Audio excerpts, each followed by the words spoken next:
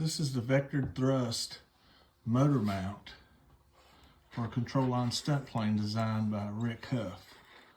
See how it's made. It's just a piece that takes the place of the regular mount. And as you give up elevator, the motor moves up. As you give down, the motor goes down. This plane's got about 10 to 12 degrees. This push rod is connected to the elevator horn.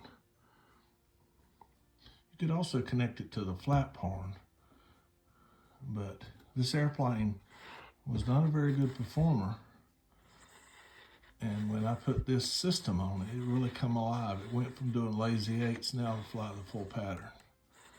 10 to 12 degrees is seemed like a magic number. You just scared her? Yeah, he texted me earlier, or messaged me earlier, said, we're gonna be flying. I said, well, I might as well go. I got one I wanted to test fly, a Coyote. I haven't flown it yet. Hi, Scott. Okay. Take a look at this thing. So yeah, and I bought that shoestring already framed up and covered it. Yeah.